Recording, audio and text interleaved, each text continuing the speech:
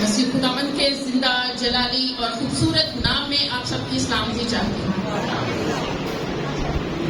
آپ سب خوش ہیں؟ نہیں خوش ہیں؟ خداوند خود یہاں موجود ہے، اس نے اپنا تخت یہاں پر لگایا ہے اور یقیناً آپ کو بہت خوش ہونا چاہیے. ہاللویا، پریز دی لارڈ. سب سے پہلے میں خداوند کی نہایت ہی شکر گزار ہوں، جس کے فضل سے، جس کی محبت کے وسیلہ سے میں آج آپ کے درمیان میں ہوں. اگر خداوند کی مرضی نہ ہوتی تو شاید میں یہاں پر نہ ہوتی، لیکن خداوند نے یہ اچھا اور بہتر اور معتبر جانا اور اس نے مجھ جیسی ناچیز کو اپنے کلام کے لیے استعمال کرنے کے لیے یہاں پر موجود کیا. میں اپنے پیارے بھائی پاسٹر سرفراز صاحب کی، اگر وہ میری آواز سن رہے ہیں تو میں چاہوں گی کہ آپ بھی یہاں پر آئیں اور موجود ہوں یہاں پر، کیونکہ آپ چرچ پاسٹر ہیں اور انچارج ہیں، تو میں چاہوں گی کہ آپ بھی یہاں پر آ کر سامنے بیٹھیں. میں آپ کی نہایت ہی تہ دل سے شکر گزار ہوں کہ آپ نے یہ موقع دیا، اور اس کے ساتھ ساتھ آپ کی ساری سیشن کی، آپ کی ساری کمیٹی کی، آپ کی فیملی کی، خاص طور پہ واجی نومی کی میں بہت ہی شکر گزار ہوں، اور آپ سب کی جو یہاں پر موجود ہیں اور خداوند کی آواز کو سننے کے لیے یہاں پر بیٹھے ہیں. میں سمجھتی ہوں کہ انسان کی اپنی کوئی لیاقت نہیں ہوتی، انسان کچھ بھی نہیں ہے، وہ ایک خاکسار ہے، لیکن یہ اس کا گہرا فضل ہوتا ہے جو وہ ہمیں جگہ بجگہ لیے پھرتا ہے. ایک دفعہ پھر خداوند یسوع مسیح کے لیے زوردار تالیاں بجائیں.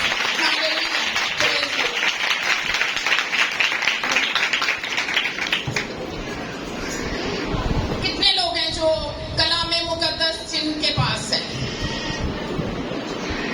بائبل مقدس؟ چند لوگ ہیں. یس پریز دی لارڈ. اور کتنے لوگ ہیں جن کے پاس مقدس خون ہے؟ آپ سمجھتے ہیں مقدس خون کس کو کہا جاتا ہے؟ جس خون کے اندر بائبل مقدس. ایگزیکٹلی، یس پریز دی لارڈ. یقیناً آپ کے خون میں بھی بائبل ہوگی، اور سب سے خوبصورت بات یہ ہے کہ اگر کلام مقدس ہمارے پاس ہے تو یہ ہمارے لیے ایک گواہی ہے کہ ہم خداوند کے گھر میں جا رہے ہیں اور ہم چرچ میں جا رہے ہیں. آئیے اپنی ہدایت کے لیے ہم کلام مقدس کو کھولیں گے، اور نوجوانوں میں سے میری درخواست ہے کہ کوئی بھی نوجوان یہ حوالہ پڑھنے میں ہماری مدد کرے. یشوع کی کتاب پرانے نامہ میں سے، یشوع کی کتاب اور اس کا 24واں باب اور اس کی 14 سے 16 آیت تک.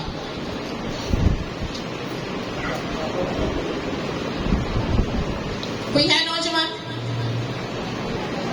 یس پڑھے آپ اونچی آواز سے سامنے آ جائیں.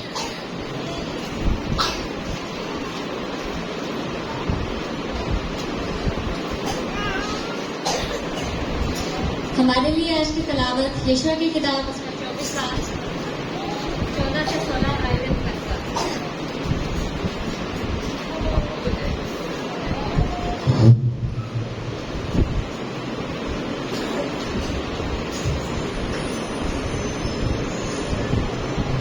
بس اب تم خداوند کا خوف رکھو اور نیک نیتی اور صداقت سے اس کی پرستش کرو، اور ان دیوتاؤں کو دور کر دو جن کی پرستش تمہارے باپ دادا بڑے دریا کے پار اور مصر میں کرتے تھے، اور خداوند کی پرستش کرو. اور اگر خداوند کی پرستش تم کو بری معلوم ہوتی ہو تو آج ہی تم اس से जिसकी परस्तिश करोगे चुन लो, ख्वाह वो वही देवता हो जिनकी परस्तिश तुम्हारे बाप दादा बड़े दरिया के उस पार करते थे, या अमूरियों के देवता हो जिनके मुल्क में तुम बसे हो। अब रही मेरी और मेरे घराने की बात, सो हम तो खुदावन की परस्तिश करेंगे। पाक कलाम के पढ़े और सुने जाने पर खुदावन की खास बरकत हो। आमीन, थैंक यू। खुदावंद आपको बरकत दे। आज का ये हवाला जो पढ़ा गया, हम में से बहुत सारे लोगों ने इसको पहले सुना भी है और इसको जुबानी भी बहुत सारे लोगों को ये आती होगी, और संडे स्कूल में भी इसको काफी अच्छे तरीके से सिखाया जाता है, और अक्सर घरों में भी हम इस वर्ड्स को प्रिंट करके या लिखवा के या किसी भी तरीके से उसको लगाते हैं। लेकिन आप में से भी आप लोगों ने भी ये प्रैक्टिस की होगी। तो ये हवाला हमारे लिए कोई नया हवाला नहीं है, बल्कि ये है पुराना, लेकिन जब भी इसको पढ़ते हैं तो इसमें से नई बातें, नई चीजें निकलती हैं। तो यहाँ हम देखते हैं कि यशवा नबी एक ऐसा नबी जिसको कि खुदा ने चुना, और खुदा ने उसको उस वक्त चुना जब उसको पता था कि अब मूसा की मुद्दत खत्म हो गई है, और चूंकि मूसा बनी इसराइल को लीड करता था और उसने उनको मुल्क मऊदा में लेकर जाना था, लेकिन वो मुल्क मऊदा में जाने से पहले ही रहलत कर गया। तो यशवा उसको खुदा ने, यशवा और कालब को खुदा ने चुना, और यशवा ने भरपूर तरीके से, बड़ी ईमानदारी के साथ, जिस तरह से मूसा एक बड़ा लीडर था, नडर लीडर था, इसी तरह का यशवा भी नडर लीडर था, और उसने भी अपने आप को खुदावंद के ताबिया करते हुए, खुदावंद के अहकामात को अपने दिल में रखते हुए, उसके आइनों को अपने सामने रखते हुए उसने खुदावंद की ताबिया फरमानी की। और यशवा देखता है कि लोग बहुत ज्यादा ऐसे हैं जो कि बुतों की पूजा करते हैं। कभी किसी ने बुत देखा? बुत किस तरह के होते हैं? हाँ, जो बोलते नहीं है। यस, जो बोलते नहीं है उनका कुछ फायदा या नुकसान नहीं होता, लेकिन लोग उस दौर में लोग बुतों की पूजा करते थे। अगर हम थोड़ा सा पीछे चले जाएं तो हम देखते हैं कि खुदा ने जो यहोवा है वो 12 दफा इस बात का जिक्र करता है और उनकी तंबीह करता है कि बनी इसराइल जब मुल्क मऊदा में जाएं तो वहां पर जाकर वो उन गैर कौमों के तौर तरीके ना अपनाएं। और वो गैर कौमें कौन कौन सी थी वो हम देखते हैं। कनानी थे, हत्ती थे, और जर्जासी थे, और हवी थे, और यबूसी थे, और ये वो सारी कौमें थी जिनके साथ उनका जाते ही इंटरेक्शन होना था। बनी इसराइल जो खुदावंद जो चुनी हुई कौम थी, जिनके साथ साथ खुदावंद रहता था, दिन और रात उसने उनकी प्रोटेक्शन की और मुल्क मऊदा में पहुंचाया। लेकिन खुदा ने उनको जब शरीयत दी, खुदा ने उनको जब 10 अहकामात दिए, तो उसमें सबसे पहले उनको ये बताया कि तू खैर माबूदों की प्रस्तिश ना करना, तो उनको अपना खुदा ना मानना। अगर देखा जाए तो हमें 613 ऐसे अहकामात हैं जो हमें मिलते हैं, लेकिन 613 बनी इसराइल के लिए, इन सारे लोगों के लिए उनको ओबे करना बड़ा मुश्किल था। फिर खुदा ने उसको समराइज किया, चीता जो बहुत जरूरी थे खुदा ने वो चुन लिए, और वो थे 10 अहकामात जो खुदा ने वही सीना पर मूसा को दिए। और ये ऐसे खास अहकामात थे जिनके बगैर गुजारा नहीं था, इसीलिए उसने उनको ये अहकामात दिए कि तू गैर माबूदों को ना मानना, तू खुदावंद अपने खुदा को मानना।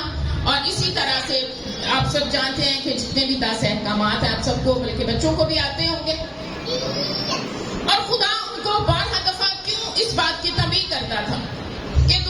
معبودوں کو نہ ماننا. وہ صرف اور صرف اسی لیے تنبیہ کرتا تھا کیونکہ خدا کو اس بات کا علم تھا کہ وہ جو غیر قومیں ہیں وہ بت پرست ہیں، اور خدا نہیں چاہتا تھا کہ اس کی چنی ہوئی قوم جو ہے وہ بت پرستی کرے. اور بت پرستی خداوند کو ہرگز ہرگز پسند نہیں، کیونکہ وہ کہتا ہے میں جو ہوں سو ہوں، اس کے علاوہ اور کوئی ایسا معبود نہیں ہے جس کی بنی اسرائیل نے پرستش کرنی ہے. لیکن بنی اسرائیل جب ان لوگوں میں چلے گئے تو انہوں نے انہی کے طور طریقوں کو ایڈاپٹ کرنا شروع کر دیا. انہوں نے وہی طور طریقے اپنا لیے، انہوں نے انہی بتوں کی پوجا کرنا شروع کر دی. اور سب سے جو ضروری بات ہے وہ یہ کہ جو بت پرستی کرتے تھے ان بتوں کی اپنی ڈیمانڈ ہوتی تھی، اور سب سے زیادہ زناکاری ان کے اندر پائی جاتی تھی. وہ زناکاری کو پسند کرتے تھے، ان کے جو بت تھے وہ پسند کرتے تھے، ان کی ڈیمانڈ ہوتی تھی. اور اس کے ساتھ ساتھ وہ اپنے چھوٹے چھوٹے بچوں کو بھی ان کے سامنے لا کر قتل کرتے تھے. جب وہ اپنے بچوں کو قتل کرنے سے دریغ نہیں کرتے تھے تو اس کا مطلب کہ وہ مکمل طور پر ان بتوں کی پوجا کرتے تھے. اور خدا ہرگز یہ نہیں چاہتا تھا کہ ان بتوں کی پوجا کی جائے. ہم نے پڑھا کہ اب رہی میری اور میرے گھرانے کی بات، سو ہم تو خداوند کی پرستش کریں گے. یشوع کو یہ ضرورت کیوں محسوس ہوئی کہ اس نے اپنے گھرانے کو سب سے پہلے سامنے رکھا؟ اس نے تو یہ ڈیسائیڈ کر لیا کہ اب رہی میری اور میرے گھرانے کی بات، سو ہم تو خداوند ہی کی پرستش کریں گے. اب بنی اسرائیل جس کو خدا مصر سے لے کے آیا، ان ساری پریشانیوں سے، ان مصیبتوں سے نکال کر ملک معہودہ میں لے کر آیا. یشوع ان خاندانوں کی بھی بات کر رہے ہیں، یشوع ان لوگوں کی بھی بات کر رہے ہیں. وہ کہتا ہے جس طرح میرا گھرانہ اسی طرح سے وہ بنی اسرائیل کے گھرانے بھی بن جائیں. لیکن جب ہم دیکھتے ہیں کہ ایک گھر کس طرح سے بنتا ہے، ببلیکلی پوائنٹ آف ویو سے دیکھتے ہیں کہ خدا نے سب سے پہلے آدم اور ہوا کو بنایا، آدم پر گہری نیند بھیجی اور اس نے اس کی پسلی نکال کر اس میں سے ہوا کو بنایا. اور پھر اسی طرح سے سلسلہ چلتا رہا، ابراہیم، اس کا خاندان، اور پھر اسحاق کا خاندان، یعقوب کا خاندان، اور آگے چلتے جائیں تو بائبل خاندانوں سے بھری پڑی ہے. اب جو نئے اہدنامہ میں بھی اگر ہم دیکھتے ہیں تو ہمیں ملتا ہے کہ لدیا کا خاندان جو تھا اور فلمون کا خاندان جو تھا وہ بھی خداوند کی خدمت کرنے میں پیش تھا. انہوں نے اپنے وہ سارے ریسورسز، انہوں نے اپنے وہ ساری ایفرٹس لگائی کہ وہ خداوند کی خدمت کر سکے، خداوند کی تابع فرمانی میں رہے. اب یشوع یہی کچھ چاہ رہا ہے کہ بنی اسرائیل بھی اسی طرح کا خاندان بن جائے. اب خاندان میں اگر ہم دیکھیں تو میاں بیوی اور پھر اس کے بعد بچے. اگر زبور 127 اور اس کی